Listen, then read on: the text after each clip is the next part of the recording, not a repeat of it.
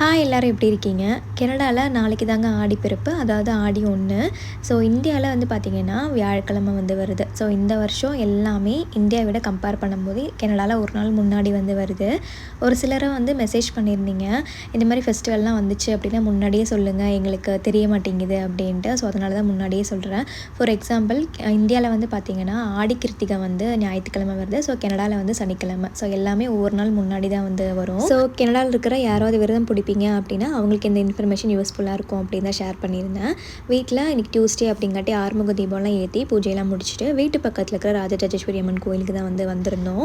So கோயிலில் அப்போ தான் வந்து ஈவினிங் பூஜைலாம் வந்து பண்ணிகிட்டு இருந்தாங்க. எல்லாம் முடிச்சுட்டு முருகர் கர்ச்சனைலாம் பண்ணிவிட்டு நெய் தீபம் ஏற்றிட்டு அங்கேயே வந்து பிரசாதமாக புளியோதரை வந்து வச்சுருந்தாங்க. நம்ம வீட்டில் என்ன தான் பண்ணாலும் கோயில் டேஸ்ட்டுக்கு இடே ஆகாது. நல்லா நிறைய போட்டு சாப்பிட்டேன். சர்வேஷ்க்கும் ரொம்ப பிடிச்சிருந்தது. வீட்டில் செஞ்சு சாப்பிடவே மாட்டான். இங்கே பாருங்கள் எவ்வளோ ரசித்து ருசித்து சாப்பிட்ருக்கான் அப்படின்ட்டு.